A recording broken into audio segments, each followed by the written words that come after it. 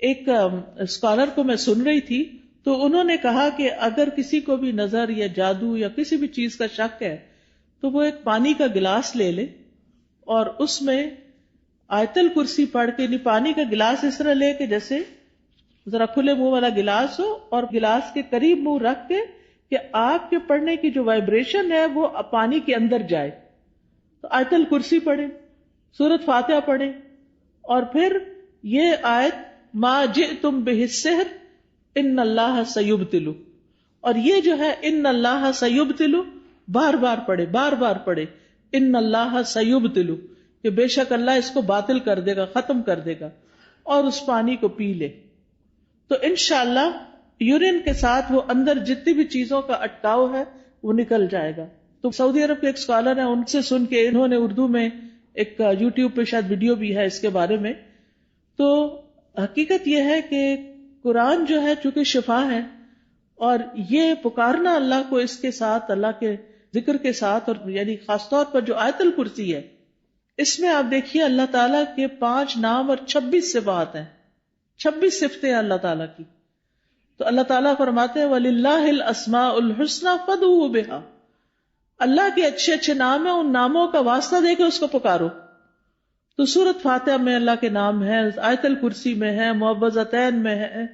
یہ پڑھ کے دم کر کے پانی پہ خود اس پانی کو پی لیں، انشاءاللہ شفا ہوگی. لیکن یہ جو ہم کالی مرچیں جلا کے اور ان کی دھونی دے کے اور اس طرح کے کام کرتے ہیں، یہ سنت میں کچھ ثابت نہیں ہے. پھر اسی طرح کوئی چیز گرے لگا کے باندھنی اور پہننی نہیں چاہیے، یہ بھی شرک میں شامل ہو جاتا ہے، یہ سحر کی ایک قسم ہوتی ہے.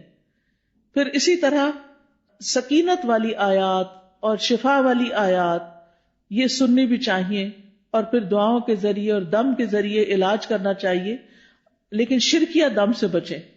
حضرت جبریل علیہ السلام جس دعا کے ساتھ نبی صلی اللہ علیہ وسلم کو دم کرتے تھے وہ دعا پڑھیں، اور وہ کیا ہے؟ بسم اللہ ارقیک من کل شیء یؤذیک من شر کل نفس او عین حاسد اللہ یشفیک بسم اللہ ارقیک.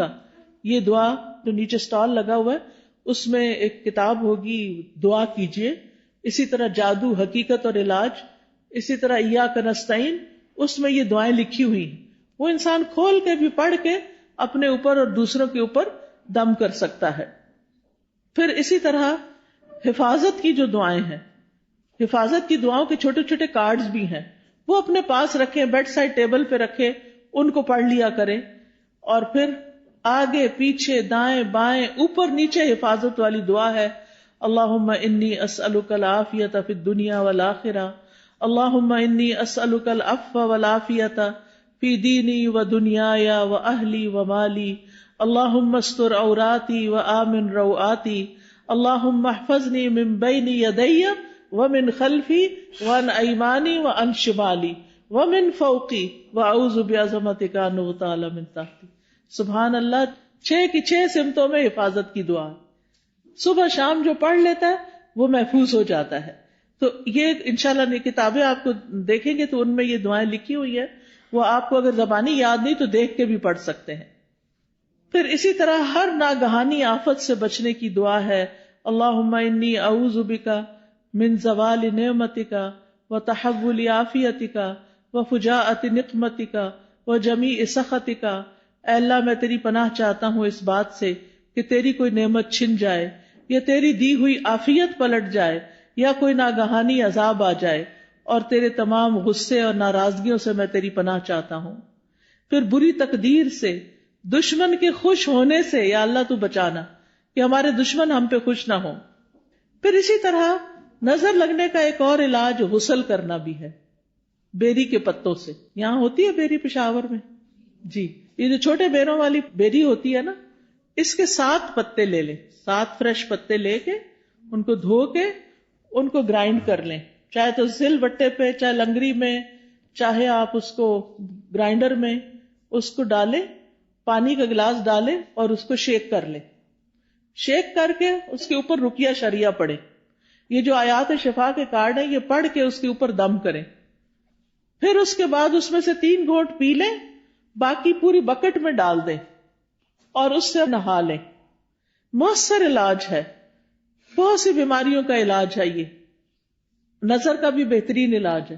بلکہ اپنے گھر میں پتے رکھنے ہی چاہیے، فریج میں ڈال کے رکھ دینا. اگر منگا کے آپ توڑوا کے کٹھے کافی ساری پیکٹ بنا کے اور اس کو زپ لاک میں ڈال کے فریج میں رکھ دیں تو وہ مہینوں مہینوں جو ہے وہ خراب نہیں ہوتے. ہر روز کس کو بھیجیں گے بیری سے پتے توڑنے؟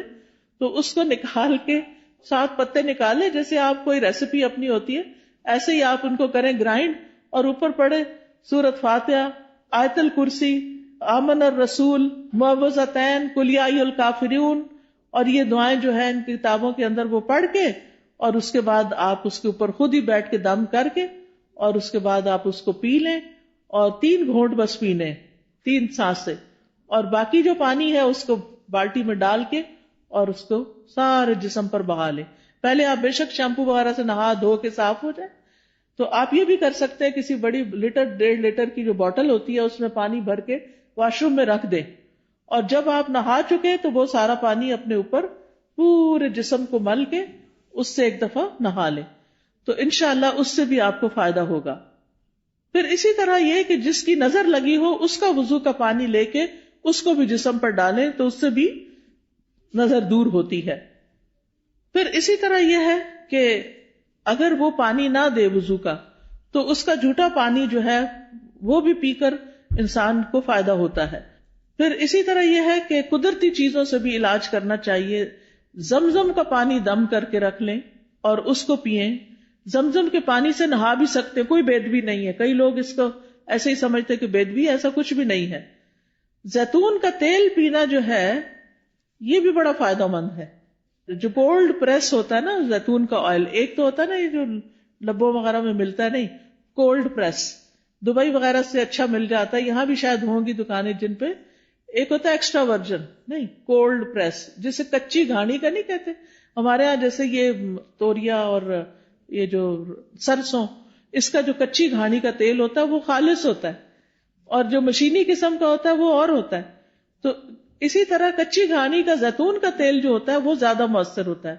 تو صبح کے وقت زیتون 1 چمچہ پی لیں اٹھ کے، جیسے آپ وضو کر کے آئے، آ کے 1 چمچہ زیتون کا پیئیں، پھر نماز وغیرہ پڑھیں. اس کے آدھے گھنٹے تک کچھ کھائیں پیئیں نہیں، اور وہ نماز وغیرہ میں ذکر اذکار میں آدھا گھنٹہ گزر جاتا ہے. نبی صلی اللہ علیہ وسلم نے فرمایا کلوا الزیت وادہنوا بہ فانہ من شجرۃ مبارکۃ، زیتون کا تیل کھاؤ بھی اور لگاؤ بھی، کیونکہ یہ مبارک درخت ہے. قرآن مجید میں اس کو مبارک درخت کہا گیا ہے. پھر جسم پر زیتون یا کلونجی کا تیل ملنا یہ بھی بیماریوں کو کم کرتا ہے. پھر اسی طرح دم کیا ہوا پانی جو ہے وہ ناک میں ڈالنا اور جھاڑنا، یعنی ایسے کر کے وضو جیسے کرتے ہیں ناک میں ڈال کے اس کو جھاڑے تو اس سے بھی اندر کی صفائی ہوتی ہے. شہد کھانا وہ بھی علاج ہے. کلونجی کے دانے نہار منہ کھانا 3 یا 7 یا 5. تلبینہ کھانا، اس سے غم دور ہوتا ہے. اجوا کھجور کھانا، حدیث میں آتا ہے کہ جو 7 اجوا کھجوریں کھا لے اس کو اس دن کوئی جادو زہر چیز اثر نہیں کرے گی. پھر اسی طرح سنا مکی، سنوت جو ہے فرمایا یہ موت کے علاوہ ہر بیماری کا علاج ہے. سنا مکی جو ہوتا ہے وہ اگر اس کے پتے وغیرہ ہوتے ہیں، اگر کاوے کی طرح اگر آپ بنا کے اس کو پیئیں تو پیٹ کو بھی صاف کرتی ہے. پھر شہد، زیتون کا تیل، کلونجی کو ملا کے استعمال کریں، تینوں کو ہم وزن ملا لیں اور یہ سارے زہر ٹاکسنز جو ہے نا جسم سے نکال دیتی. یعنی جتنا شہد ڈالیں اتنا زیتون اتنا کلونجی کا آئل، تو ان کو ملا کر، یعنی کہتے ہیں کہ جو اگر کسی کو نظر بد ہو یا جن ہو تو یہ جسم کو پاک کر دیتی ہے یہ چیز. حجامہ کرانا، حجامہ جو ہے وہ بھی ایک بہترین علاج ہے نظر بد کا. تو یہ تمام چیزیں جو ہیں جب انسان کرتا ہے تو اللہ تعالیٰ شفا دیتا ہے. علاج کی نیت سے صدقہ کرنا، ایک صدقہ ہوتا ہے ویسے انسان روزانہ کچھ نہ کچھ اللہ کے راستے میں دیتا ہے، اور ایک اس لیے دیتا ہے کہ میرا علاج ہو جائے.